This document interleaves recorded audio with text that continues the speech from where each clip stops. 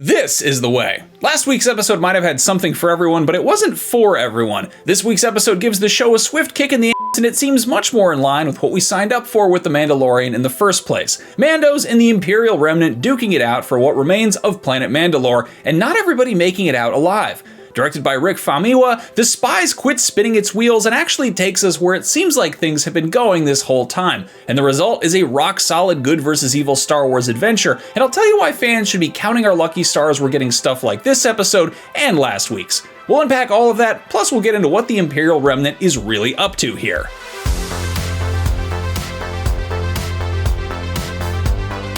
But first, you know the deal. Here come the spoilers. So if you haven't seen the episode yet, do you really want to have it spoiled? No. Okay, that's what I thought. Now, do you want to maybe watch it first and then come back and watch this? Yes. Yes. Yes. Sounds good.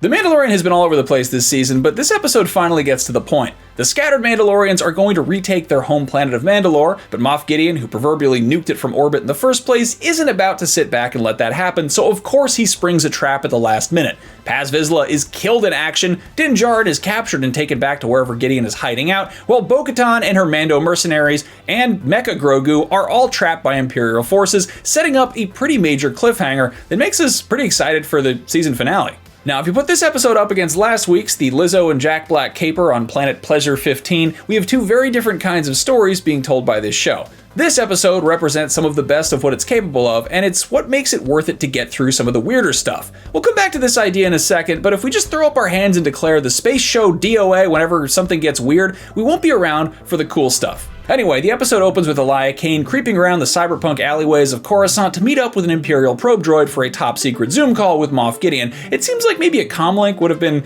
less attention-grabbing than a giant evil-looking droid floating around, but sure, whatever. They discuss the pirate attack on Navarro from a few episodes back, and Gideon is shocked to hear it was a bunch of Mandalorians who saved the day, not the New Republic's forces. Gideon hops on another call with the Shadow Council, the leaders of the Imperial Remnant, and in this brave New Republic, you could actually consider these guys something of a rebel alliance, from a certain point of view, but also in a literal sense. They're laying low, trying to hide their numbers and movements so they seem like scattered riffraff, rather than a coordinated effort that may eventually resurrect the Empire and become the First Order at some point in the future.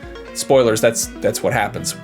You should know that by now. They name drop Grand Admiral Thrawn, and we get live-action Captain Pelion and Brendel Hux, dear old dad to Armitage Hux, the guy that Kylo Ren loves to give a hard time to a little bit down the road. Anyway, Grand Admiral Thrawn is too much of a big deal to actually show up on a Zoom call like this, and the other imps throw him some shade about that, but they will be eating those words in due time because, you know, Grand Admiral Thrawn is actually kind of a big deal. Another little action item from this Shadow Council touch base, Operation Necromancer. It sounds vague and spooky and pretty cool, and based on the name alone, our guess is that it's the big effort to clone Emperor Palpatine for his eventual return in The Rise of Skywalker. I know a lot of us are trying to forget about that, but it is what it is. With all due respect to Ian McDiarmid, why would they resurrect him as a 75-year-old man? That's beyond me. I feel like Matt Smith could have done a pretty good young Palpatine impression, but regardless, to distract us and the rest of the Star Wars galaxy from Palpatine waiting in the wings, they're also cloning a whole bucket of Supreme Chancellor Snoke's to use as a big gold-robed red herring, or a Snoke screen, if you will.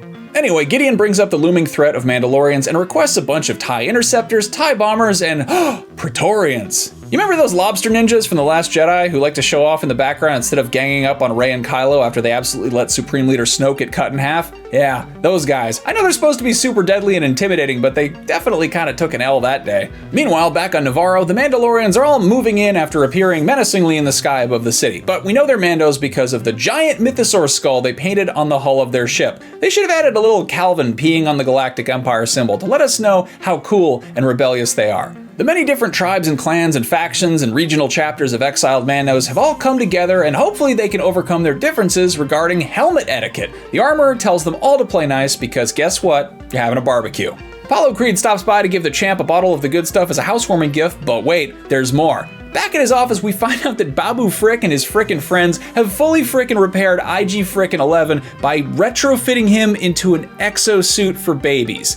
Yes, introducing IG-12, a mechanized suit designed to be piloted by Grogu. Mando isn't wild about the idea, I wonder why, but Grogu has strong feelings otherwise, and apparently, in addition to being a Jedi, he's also a new type who was born during the first impact, so he's naturally able to pilot a giant robot from the get-go. Well, relatively giant He's a little guy. So it's like a regular sized robot, but he's small. I don't know. I like it, the suit. Before they've even unpacked all their boxes and properly settled in, the Mandos decide to mount a recon mission to planet Mandalore, and members of both clans volunteer, including Din Djarin, and Bo Katan, and the Armorer, and Paz Vizsla, and Casca Reeves. And my axe. No, actually, their axe Woves.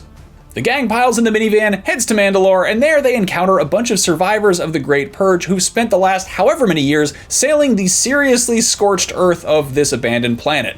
They say they'll take our heroes where they're trying to go, which is the Great Forge of Mandalore. After all, if Mandalorian armor isn't actually forged on Mandalore, it's technically just sparkling Beskar.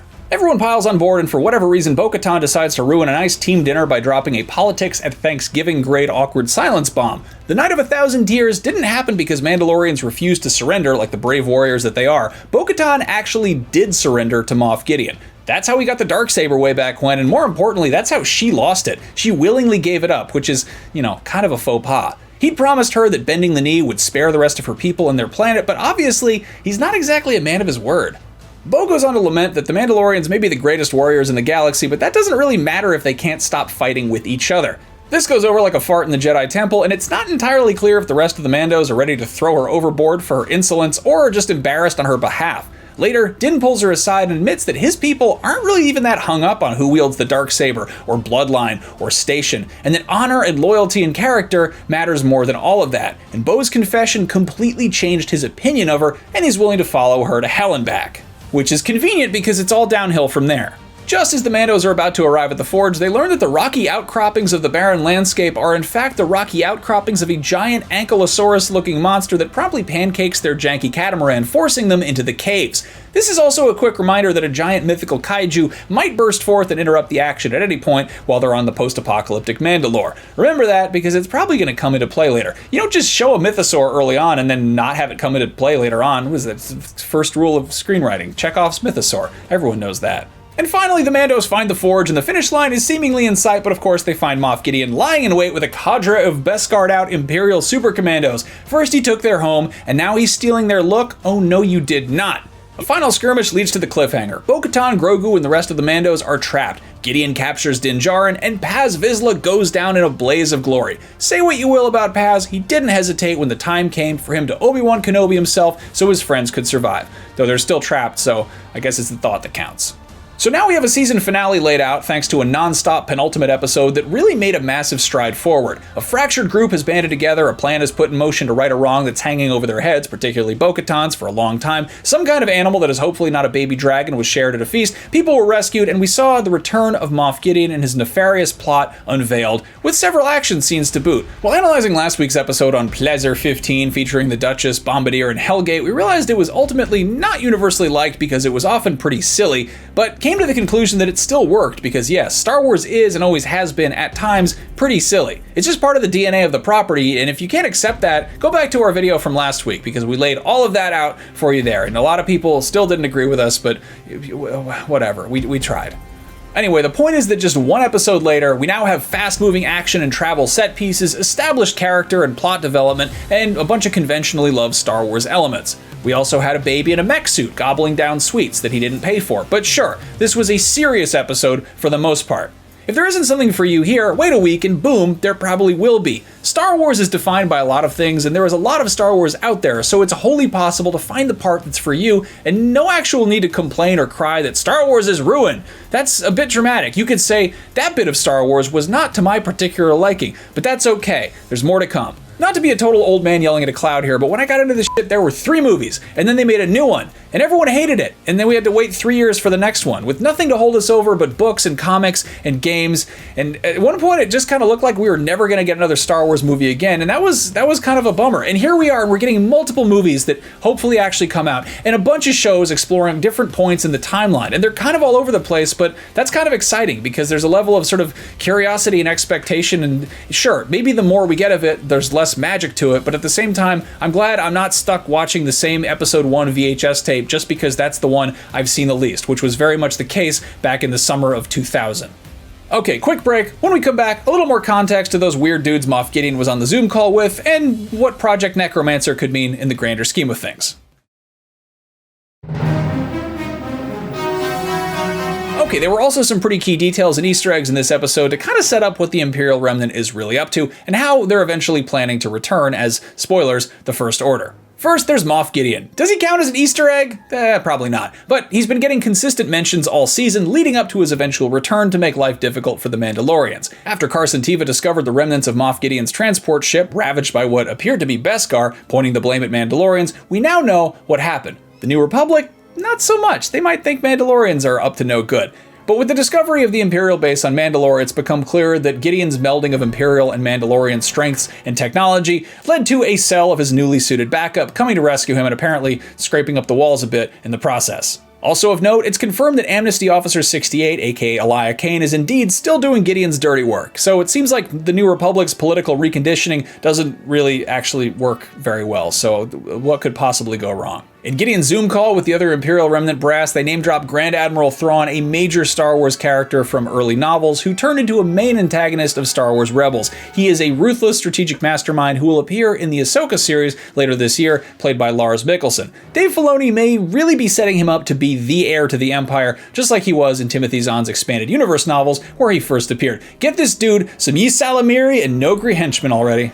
Thrawn is apparently a step above where we know Moff Gideon stands as leader of the Imperial Remnant, which is much more organized than anyone realized. Thrawn could prove to be a very compelling overall villain of the show set during the New Republic era, and he could be the main villain of Dave Filoni's just announced New Republic film. Just throwing that one out there. The Praetorian Guards, another blast from the future, I guess. The elite Praetorians are known as highly trained elite personal bodyguards to First Order Supreme Leader Snoke, modeled after Emperor Sheev Palpatine's Royal Guard. Weapons-wise, these ones in this episode are a lot closer to Palpatine's lot with their purple electro staffs as opposed to the electro melee weapons we saw not getting used properly in The Last Jedi. Considering these guys are on loan to Moff Gideon, who were they tasked with protecting before that? And let's hope that they were protecting that person better than they eventually protected Snoke, because Snoke got cut in half. The Imperial Supercommandos. They fly now! Shut up, Poe, they've always flown. You can't spell Imperial Supercommando without Mando, and these guys backing up Moff Gideon aren't just Mandalorian cultural appropriators. Imperial Supercommandos were at some point actual Mandalorians who were loyal to the Empire, led by Gar Saxon, Imperial Viceroy of Mandalore. They wore white Beskar armor, save for their leader Saxon, who wore mostly red. Like a lot of the designs in Rebels, the Supercommandos were inspired by original trilogy concept art. In this case, early designs for Boba Fett, whose armor was at one point planned for a bunch of super stormtroopers before that idea was scrapped because it was too expensive, or maybe they just thought bounty hunters were cooler. Then there's Papa Hux, Brendel Hux, father of the sequel's famous First Order leader Armitage Hux, who is still a few years off from blowing up Hosnian Prime. He is indeed a member of the Shadow Council, scheming to get the Empire back in power. In his youth in the Galactic Republic, he actually admired the dedication of the Jedi Order and eventually helped run the Imperial Academy on Arcanus, as shown in Star Wars Rebels. His great idea was to train stormtroopers from birth, and he honed a special group of young unhinged murderers called the Commandant's Cadets by making them kill other cadets and then having it look like an accident. Speaking of, his son will eventually kill him and make it look like an accident. The Hux maneuver. And then there's Pelion. Well, look who didn't die off screen in the Rebels finale. So they came out of hyperspace. I've never seen them. Captain Pelion. In Legends lore, Gilad Gil Pelion was a dedicated Supreme Commander of the Imperial Remnant and right-hand man of Grand Admiral Thrawn. He commanded and retreated during the Battle of Endor before becoming a loyal officer to Thrawn, who he greatly admired, and while it surely seemed like he died in the chaos of the Rebels finale, here he is, in the flesh, or in the hologram, whichever. If his Legends pathway is consistent, he will be around quite a bit, serving his Imperial interests and, being Thrawn's wingman. R.I.P. Paz Vizsla, the hatingest hater in the galaxy. We need to take a moment and recognize the passing of a Titan, a child of the Watch, one who walked the way of Mandalore. Tragically cut down in his prime, this deeply religious Mandalorian died doing what he loved most, absolutely wrecking shop. We celebrate the memory of Paz Vizsla, who always had an encouraging word for his fellow Mandalorians. Our world was shattered by the Empire, with whom this coward shares tables. He was devout to his faith. You are an apostate, Din Djarin. He had many friends. There are 3 of us now. He was a devoted father. His legacy will be carried on by his wonderful, loving son, Ragnar. He's too young to fight. Anyway, what did you think of Chapter 23? How do you think Bo Katan is going to get out of this scramble? And do you think it's a good idea to let a toddler pilot a killer mech?